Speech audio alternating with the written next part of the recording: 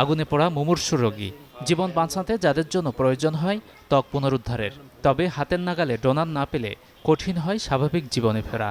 যদিও দেশে এখন করা যাবে স্কিন বা চামড়া দান, এতে বাঁচবে আগুনে দগ্ধ মানুষের জীবন।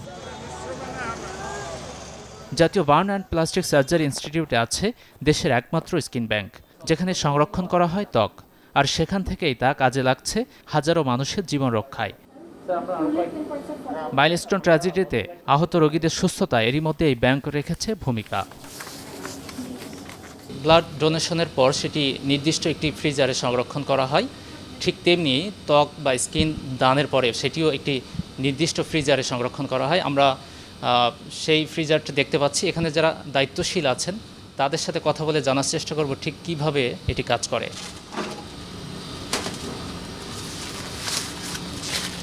স্কিনটা হারভেস্ট করার পর থেকে প্রসেসিং পর্যন্ত ডিএমইএম মিডিয়া আছে। এটার মানে স্কিন ব্যাংকে 3টা ধাপে কাজ হয়। সে 3টা ধাপ কমপ্লিট হওয়ার পরেই একটি স্কিন ফাইনাল প্রসেসিংয়ে যায়। যখন একদম ফাইনালি আমরা জানতে পারি যে এই স্কিনের মধ্যে হচ্ছে কোনো কন্টামিনেশন নেই, কোনো জার্মস নেই, তারপরে গিয়ে হচ্ছে আমরা স্কিনটাকে আমাদের আলট্রা লো ফ্রিজারে রাখতে পারি। আদারওয়াইজ স্কিনটা কিন্তু প্রিজার্ভ করা পসিবল না। তো আপনার শরীরের অধিকাংশ অংশ যখন পুড়ে যায় তখন তো স্কিনের টান পড়ে, মানে হলো যে স্কিন দেওয়ার মতো জায়গা খুব অল্প থাকে। প্লাস হলো যে স্কিন নেওয়ার জন্য যে অপারেশন টাইম, সেই অপারেশন টাইম এইসব অসুস্থ রোগীর ক্ষেত্রে ব্যয় করলে সেটার মরবিডিটিটাও বাড়ে। তো আমরা যখন এই স্কিনটা রেডিমেড একটা জায়গা থেকে নিতে পারছি, সেটা পেশেন্টের জন্য ভালো হয়। পেশেন্ট ততদিনে সুস্থ হয়ে যায় এবং তখন কিন্তু ডেফিনিটিভ সার্জারিতে যাওয়া যায়। স্কিন ব্যাংকে পর্যাপ্ত পরিমাণে ত্বক থাকলে 40%-এর বেশি পুড়ে যাওয়া রোগীকেও বাঁচানো সম্ভব বলে মনে করেন চিকিৎসকরা।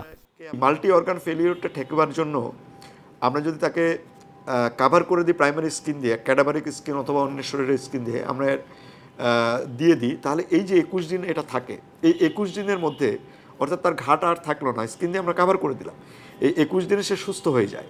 তখন তার শরীরের যতটুকু স্কিন আছে সেটাকে আমরা সংগ্রহ করে নিয়ে তখন তাকে আমরা গ্রাফট করে দিলে সে সুস্থ হয়ে যায়। কিন্তু যদি আমাদের এই স্কিন কাভার না থাকে তাহলে কিন্তু উন্ড ইনফেকশন হয়, অর্থাৎ ইনফেকশন হয়ে তার সেপ্টিসেমিয়া ডেভেলপ করে এবং মাল্টি অর্গান ফেলিয়ার হয়ে বেশিরভাগ রোগী মারা যায়। স্কিন আত্মীয় স্বজনের কাছ থেকে নেওয়া হয়, ইমোশনাল ডোনার যাদেরকে বলা হয়, অথবা কোনো ব্যক্তি নিজে স্বেচ্ছায় যেমন রক্ত দেয়, স্বেচ্ছায় স্কিনও দান করতে পারে, অথবা কোনো অপারেশনের পরে যদি স্কিন অবশিষ্ট থাকে সেও স্কিন দিতে পারে, অথবা মৃত মানুষ মরার আগে সে বলে যেতে পারে যে আমার মৃত্যুর পরে 6 থেকে 12 ঘন্টার মধ্যে স্কিন নিয়ে নিতে পারবে।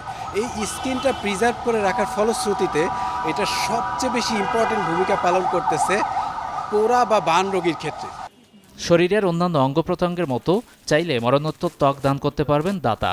জীবিত অবস্থায়ও সম্ভব স্কিন ডোনেট করা। মহৎ এই উদ্যোগে দগ্ধ রোগীরা কিছুটা হলেও মুক্তি পাবেন দুর্বিষহ জীবন থেকে। গাজী আনিস, চ্যানেল 24, ঢাকা।